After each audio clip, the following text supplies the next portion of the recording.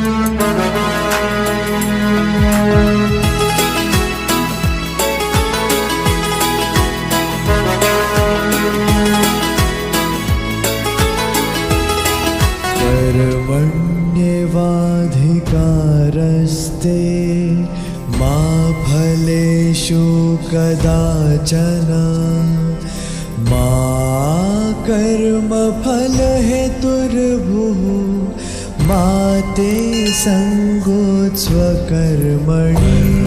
જય ગુરુદેવ। લાસ્ટ લેક્ચરની અંદર આપણે જોયું હતું કે વર્તુળ અને એના રેખા આ બે જો એક સમતલમાં હોય તો કયા કયા પ્રકારના કિસ્સાઓ બને એના વિશે અભ્યાસ કર્યો હતો। એમાં જોયું હતું કે જો રેખા અને વર્તુળ એકબીજાને ન છેદે તો કોઈ પ્રોબ્લેમ નથી, પણ જો રેખા અને વર્તુળ એક બિંદુમાં છેદતી હોય રેખા વર્તુળને તો એને આપણે વર્તુળનો સ્પર્શક કીધો હતો, જે બિંદુએ છેદે છે એને આપણે સ્પર્શ બિંદુ કીધું હતું। ત્યાર પછી છેદિકા જો રેખા વર્તુળને બે બિંદુમાં છેદે તો તેને આપણે વર્તુળની છેદિકા કીધી હતી। ત્યાંથી આપણે આગળ વધવાનું છે, સ્પર્શકમાં આગળ વધવાનું છે। તો જોઈએ આજનો ટોપિક શું છે તો કે આપણી પાસે એક વિધાન છે જે પ્રમેય તરીકે હતું ઓલરેડી। એ પ્રમેયને આપણે અત્યારે સાબિત નહીં કરીએ પણ ખાલી એનો જે કોન્સેપ્ટ છે એ સમજીશું। શું કહે છે કે જો કોઈ વર્તુળને કોઈ બિંદુએ દોરેલો સ્પર્શક, તો એક વર્તુળ જોશે,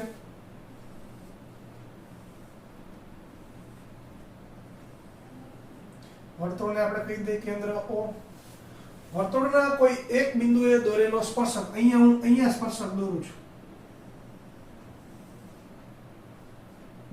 ચાલો આ થઈ ગયો આપણો સ્પર્શક, જેને રેખા આપણે L કહેશું।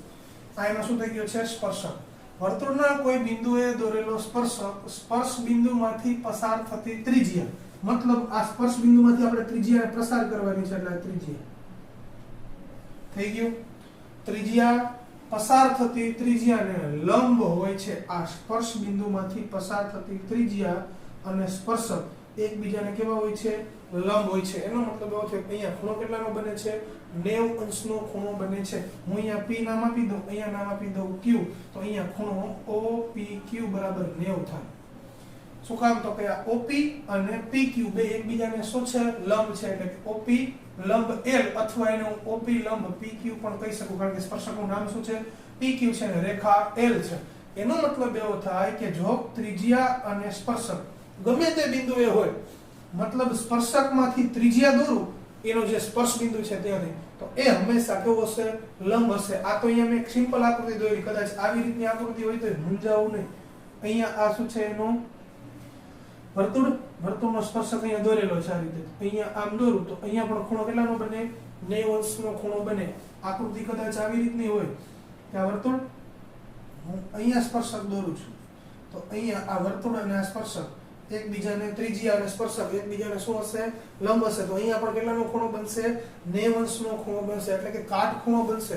આ મહત્વનો પોઈન્ટ છે, ધ્યાન રાખજો, ખાસ સમજવા જો। આનો ઉપયોગ આપણે ઘણી બધી વખત કરશું અને તમને ખબર છે જ્યારે 90 નો ખૂણો બને અને હું જો આ બેને જોઈન્ટ કરી દઉં તો અહીંયા આ ત્રિકોણ બને છે તો આ પ્રકારનો ત્રિકોણ કેવો ત્રિકોણ હશે કાટકોણ ત્રિકોણ, કારણ કે કોઈ એક ખૂણો 90 નો છે એટલે શું થશે કાટકોણ ત્રિકોણ થશે। અને કાટકોણ ત્રિકોણમાં તમે બધા જાણો છો શું કે પાયથાગોરસ પ્રમેય લાગુ પડે। અહીંયા આપણે પાયથાગોરસ પ્રમેય લાગુ પાડીને આ નહીં હોય તો આ ગોતશું, આ નહીં હોય તો આ ગોતશું, આ નહીં હોય તો આ ગોતશું, જે નહીં હોય ગોતશું। હવે આને રિલેટેડ આપણી પાસે ઓલરેડી દાખલો હતો સ્વાધ્યાય 10.1 ની અંદર દાખલો નંબર 3 હતો। ફરી પાછું રિવિઝન કરી દઉં છું કે એક વર્તુળ છે, એના કોઈ એક બિંદુએ દોરેલો સ્પર્શક, એની સ્પર્શ બિંદુમાંથી જો ત્રિજ્યા દોરવામાં આવે તો આ ત્રિજ્યા અને સ્પર્શક એકબીજાને કેવા હોય છે લંબ હોય છે। તો અહીંયા આને રિલેટેડ દાખલો અહીંયા છે, જે જોઈ લઈએ। 5 સેમી ત્રિજ્યાવાળા વર્તુળના કોઈ બિંદુ P આગળ, એટલે કે એક વર્તુળ છે,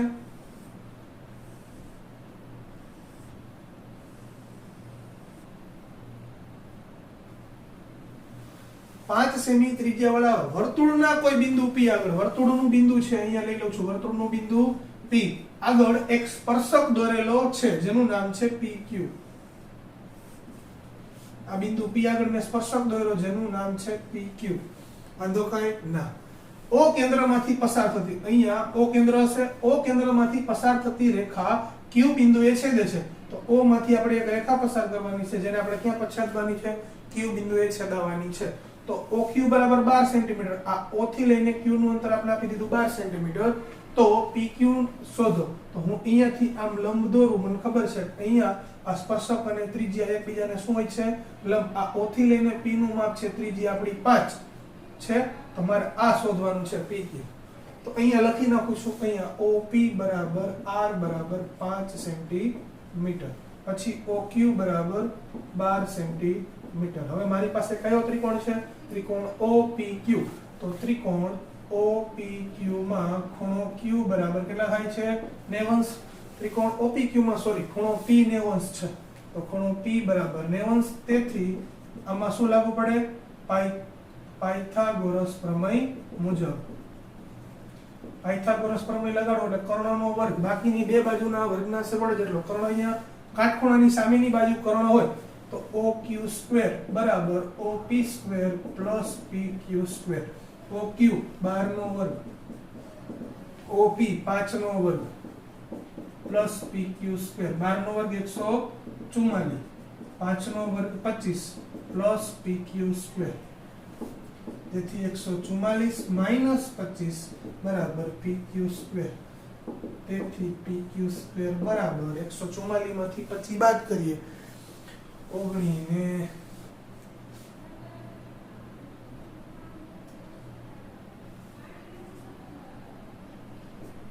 PQ² બરાબર 119. તો PQ બરાબર વર્ગમૂળમાં 119 સેમી થશે કે નહીં થાય? થઈ જાય.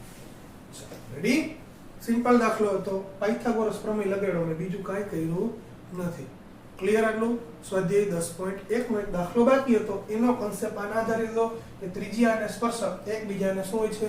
લંબ હોય છે. એનો ઉપયોગ કરીને પાયથાગોરસ વાપરો, દાખલો પૂરો થઈ ગયો. તો આવા સિમ્પલ દાખલા તમને બોર્ડની અંદર પૂછી શકે છે. હવે અહીંયાથી આગળ વધીએ.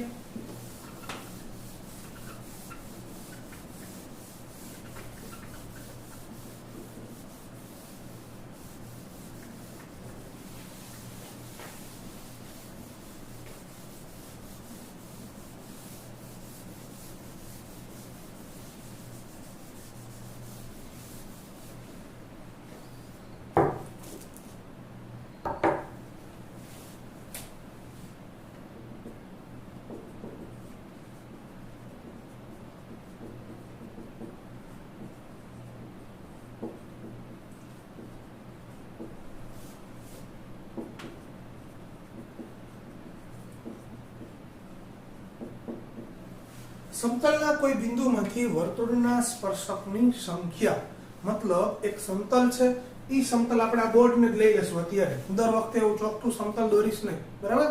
એટલે આપણું આ બોર્ડ જ એક સમતલ છે. એમાં પહેલો કિસ્સો એવો બને કે સમતલ દોરતો નથી, ખાલી ડાયરેક્ટ શું દોરું છું? વર્તુળ.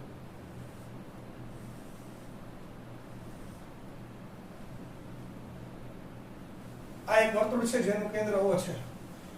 આ વર્તુળના સમતલના કોઈ બિંદુમાંથી, હવે સમતલ અને વર્તુળ ઈ વચ્ચેનો સંબંધ શું છે? તો કે તમને ખબર છે કે આ વર્તુળ આ સમતલની અંદર આવેલું છે, તો એમાં એવું બની શકે કે એમાં કોઈ એક બિંદુ છે એ વર્તુળની અંદર આવેલું હોય, કોઈ એક બિંદુ છે વર્તુળ ઉપર આવેલું હોય, અને કોઈ એક બિંદુ છે વર્તુળની બહાર આવેલું હોય. ત્રણ કિસ્સા બને કે કોઈ એક બિંદુ વર્તુળની અંદર આવેલું હોય, બીજો કિસ્સો બને કે વર્તુળની બિંદુ છે વર્તુળ ઉપર આવેલું હોય, ત્રીજો કિસ્સો બને કે વર્તુળની બહાર આવેલું હોય. આ ત્રણ કિસ્સા સિવાય ચોથો કિસ્સો બને નહીં. ત્રણ જ કિસ્સા બને, એક બિંદુ વર્તુળની અંદર, કા વર્તુળ ઉપર અને કા વર્તુળની બહાર. તો મેં પહેલો કિસ્સો લીધો જેમાં એમાં ધારી લ્યો આ એક બિંદુ છે P, એ ક્યાં આવેલું છે? વર્તુળની અંદર આવેલું છે. તો એમાં કેટલા સ્પર્શક દોરી શકાય? આ બિંદુ P માંથી હું આમ કરી આમ દોરું તો તમને ખબર છે બિંદુ P માંથી આમ દોર્યો ને સ્પર્શક, આ સ્પર્શક નથી. શું કામ? તો કે અહીંયા બે બિંદુ છેદે. આ શું છે? છેદિકા છે. તો અહીંયા કેટલા સ્પર્શક દોરી શકાય? તો કે એક પણ નહીં. તો એનો મતલબ એવો થયો કે વર્તુળની અંદરના બિંદુમાંથી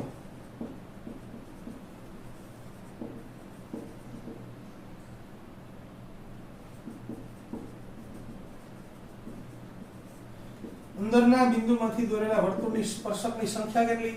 0. એક પણ સ્પર્શક તમે અંદરના બિંદુમાંથી દોરી શકો નહીં. બીજી એક વાત,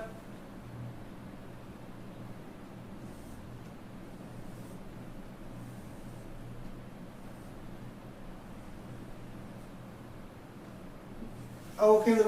હવે બીજો કિસ્સો એવો ધારી લો કે બિંદુ P છે એ ક્યાં છે? વર્તુળ ઉપર છે. તો આમાંથી કેટલા સ્પર્શક દોરી શકાય? તો કે તમને ખબર છે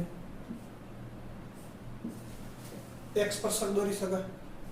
હવે બીજું એક પણ સ્પર્શક નો થાય, કારણ કે એક જ બિંદુએ એક જ સ્પર્શક દોરી શકાય. તો અહીંયા એનો મતલબ એવો થયો કે વર્તુળ પરના બિંદુમાંથી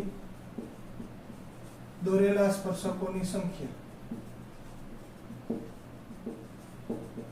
કેટલી થશે? 1. ધારી લો વર્તુળની બહારનું કોઈ એક બિંદુ છે.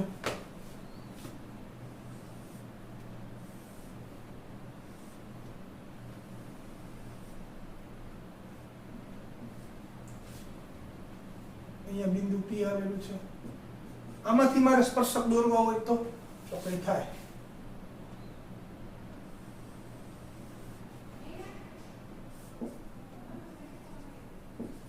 એક આવી રીતે સ્પર્શક દોરી શકાય. બીજું અહીંયાથી આમ જો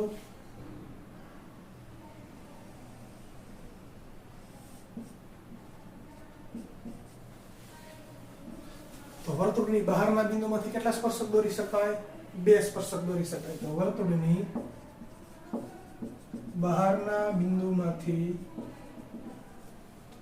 દોરેલા સ્પર્શકોની સંખ્યા કેટલી થાય? 2. બીજું અહીંયા બિંદુ A થી લઈને બિંદુ P, મતલબ સ્પર્શ બિંદુ અને બહારનું બિંદુ, એ બિંદુ વચ્ચેનું જે અંતર છે ને એને સ્પર્શકની લંબાઈ કહેવાય. શું કહેવાય? સ્પર્શકની લંબાઈ કહે છે. સ્પર્શકની લંબાઈ કહેવાય. આ જે અંતર છે A થી લઈને P સુધીનું અંતર, એવું ને અહીંયા B થી લઈને P સુધીનું અંતર છે. તો આ AP અને PB બે શું છે? સ્પર્શકની લંબાઈ. આ પણ શું છે? સ્પર્શકની લંબાઈ છે. રેડી? કેટલા લંબાઈનો સ્પર્શક છે એ માપી લ્યો એટલે સ્પર્શકની લંબાઈ આપને મળી જાય. તો 3 કિસ્સાઓ બન્યા કે વર્તુળના અંદર આવેલું કોઈ બિંદુ હોય તો એક પણ સ્પર્શક દોરી શકાય નહીં. વર્તુળ ઉપર બિંદુ આવેલું હોય તો એને એક સ્પર્શક દોરી શકાય. જો વર્તુળની બહારના ભાગમાં કોઈ બિંદુ આવેલું હોય તો એને 2 સ્પર્શકો દોરી શકાય. કોઈ પણ જગ્યાએ અહીંથી લ્યો, અહીંથી લ્યો, અહીંથી લ્યો, અહીંથી લ્યો, ગમે બાજુથી લ્યો તો વર્તુળને કેટલા સ્પર્શક દોરી શકાય? 2. બહારના બિંદુમાંથી 2 સ્પર્શક દોરી શકાય. અને એ બહારના બિંદુમાંથી જે સ્પર્શક દોરી શકાય છે એના વિશે થોડોક અત્યારે ડિટેલમાં અભ્યાસ કરવાનો છે. અહીંયા હું આ 2 કેસને અત્યારે હટાવી દઉં છું. ધારી લો મારી પાસે એક વર્તુળની બહાર આવેલું બિંદુ છે અને એમાં મેં 2 સ્પર્શક દોર્યા છે. એક છે AP અને બીજું છે PB. તો પેલો પોઈન્ટ નંબર 1 કે વર્તુળની બહારના બિંદુમાંથી દોરેલા સ્પર્શકોની લંબાઈ સમાન હોય છે. એનો મતલબ એવો થાય કે અહીંયા આ અને આ બે કેવા થાય છે? સરખા. શું કામ થાય છે? થોડું ડિટેલમાં જઈ. આ બે શું કામ સરખા? ચાલો આ કેન્દ્ર O કરી નાખો અહીંયા. ચાલો રેડી? 2 ત્રિજ્યા દોર નાખી મેં. અહીંયા આ R છે, આ પણ R છે, મતલબ આ બે સરખી છે. હવે હું શું કરું છું તો કે અહીંયા OP જોડી દીધો. મારી પાસે 2 ત્રિકોણ તમને દેખાય અત્યારે. 2 ત્રિકોણ કયા છે? ત્રિકોણ OAP અને ત્રિકોણ OBP. આ 2 ત્રિકોણ છે. એ 2 ત્રિકોણમાં વિચાર કરીએ.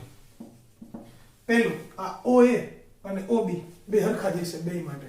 આમાં OA અને ઓલામાં OB સરખા હશે. શું કામ? ત્રિજ્યા છે બેની. બે સમાન ત્રિજ્યા, એક જ વર્તુળની ત્રિજ્યા છે. સરખી હોય.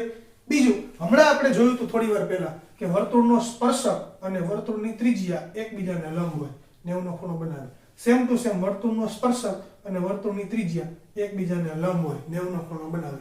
તો એનો મતલબ એવો થઈ ગયો ખૂણો A બરાબર ખૂણો B. શું કામ? તો કે કાટખૂણો હોય. બે 90 ના જ ખૂણા છે. રેડી? આ થઈ ગયો, આ થઈ ગઈ બાજુ, આ થઈ ગયો ખૂણો. બીજું જો તો અહીંયા બેમાં આવે OP બરાબર OP. OP બરાબર OP. શું કામ? તો કહીશ સામાન્ય બાજુ છે. કેવી બાજુ છે? સામાન્ય બાજુ. અને તમને ખબર છે કે સામાન્ય બાજુ સરખી છે ને છે બાજુ. તો અહીંયા આ બાજુ અને આ ખૂણો. સરસ શું થઈ ગઈ? બાજુ બાજુ ખૂણો. એટલે કે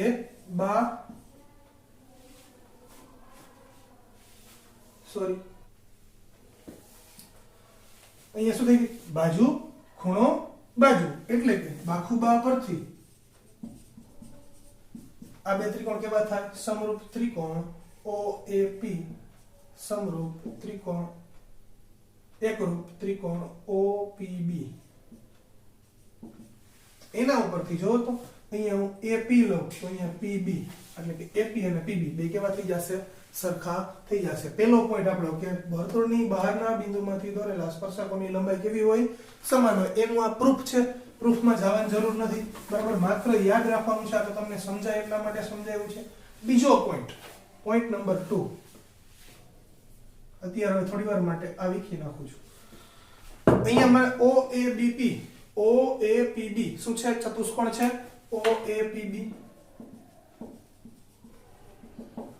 એમાં ચતુષ્કોણના ચાર ખૂણાનો સરવાળો કેટલો થાય? 180, સોરી 360. તો ખૂણો A વત્તા ખૂણો B, સોરી ખૂણો P વત્તા ખૂણો B વત્તા ખૂણો O બરાબર 360. વાંધો કઈ? ચારે ખૂણા લખા APBO. હવે ખૂણો A, ખૂણો A આપને ખબર 90 નો, ખૂણો P આપને ખબર નથી, ખૂણો B આપને ખબર 90 નો, ખૂણો O ખબર નથી, બરાબર 360. 90 ને 90 180 પ્લસ ખૂણો P પ્લસ ખૂણો O બરાબર 360. તેથી ખૂણો P પ્લસ ખૂણો O બરાબર 360 માઈનસ 180. તેથી ખૂણો P બરાબર 360 માં ખોરી ખૂણો P પ્લસ ખૂણો O બરાબર 180. ખૂણો P પ્લસ ખૂણો O બરાબર 180. એનો મતલબ એવો થાય કે આ ખૂણો અને આ ખૂણો બે એકબીજાના પૂરક કોણ છે, જેનો સરવાળો કેટલો થાય? 180. ઉદાહરણ તરીકે આ 40 નો હોય તો આ 140 નો હોય, આ 100 નો હોય તો આ 80 નો હોય, હોય કે ન હોય? 40 તો ઓલો 140, આ હો તો 180. શું કામ? બેનો ટોટલ થઈને કેટલો થાય? 180. આ ખૂણો તમને મળી જાય એટલે સામેનો ખૂણો ઓટોમેટિકલી શું થઈ જશે? તમને મળી જશે. ક્લિયર? મતલબ આ બેના સામસામેનો ખૂણાનો સરવાળો 180 થાય. અહીંયા આ બે તો 90 જ છે, તો આ બેનો સરવાળો થઈને કેટલા થાય? 180. તો આ જેટલો હોય એને 180 માંથી સામે બાદ કરી નાખો એટલે સામેનો ખૂણો મળી જશે કે નહીં મળી જાય? મળી જાય. તો બીજું આની હારે શું જોડાયેલું છે જરાક જોવો તો. બીજો પોઈન્ટ, ધારી લ્યો કે આ તો આપણે ખબર પડી ગઈ બેનો સરવાળો 180 થાય, પણ હું અહીંયાથી જો એક લાઈન દોર નાખું, ડ્રો કરી નાખું અહીંયાથી આ, તો તમને ખબર આ બે ત્રિકોણ કેવા છે? એકરૂપ ત્રિકોણ છે. એકરૂપ ત્રિકોણના ખૂણાઓ કેવા હોય? સરખા. એટલે કે આ ખૂણો જેટલો હશે એટલો જ આ ખૂણો હશે, આ ખૂણો જેટલો હશે આ. ઉદાહરણ તરીકે આખો ખૂણો 80 નો છે તો આ બે કેટલા કેટલા થઈ જશે? 40 ના. ધારી લો આખો ખૂણો 180 નો છે તો આ બે ખૂણા કેટલા થઈ જશે? 90 ના. જો કે હોય નહીં પણ કહું છું. ધારી લો આખો ખૂણો છે 120 નો છે તો આ બે ખૂણા કેટલા થઈ જશે? 60 ના. મતલબ એના સમાન ભાગ કરશે. અહીંયાથી જો હું લાઈન ડ્રો કરી નાખીશ તો અહીંયા જે આ બે ખૂણા છે એ આખા ખૂણાના શું કરી નાખશે? બે સમાન ભાગ કરશે. શું કામ? તો કે બે ત્રિકોણ સમરૂપ છે, સોરી એકરૂપ છે. એકરૂપ ત્રિકોણના ખૂણાઓ કેવા હોય? એકરૂપ જ હોય. તો આ બે ખૂણા કેવા થઈ જશે? એકરૂપ થઈ જશે. તો અહીંયા આ જે શરત હતી આપણે જોઈ કે બાખુબા, એના બદલે કાકબા શરત, કાટખૂણો, કર્ણ અને બાજુ, એ શરતનો ઉપયોગ આપણે કરશું. કારણ કે અહીંયા આ કાટખૂણો એટલે આ કર્ણ હતી, આ બાજુ હતી એટલે કાકબા. કાટખૂણો, કર્ણ, બાજુ. કાકબા પરથી આપણે એ શરત જે છે ગયા થોડી વાર પહેલા જે શીખવાડ્યું બાખુબા, સોરી બાખુબા, હા, એની બદલે શું હતી? કાકબા શરત છે. એના આધારે આપણે બે શરતનું શું થઈ ગયું? અહીંયા પાલન થઈ ગયું. એટલે અહીંયા આપેલા જે ખૂણા છે એ ખૂણાનો સરવાળો 180 થાય. બીજું કે એ ખૂણાને શું કરે છે? બે સરખા ભાગ કરે છે. ક્લિયર? આટલી વસ્તુ એકદમ ક્લિયર? ઓકે.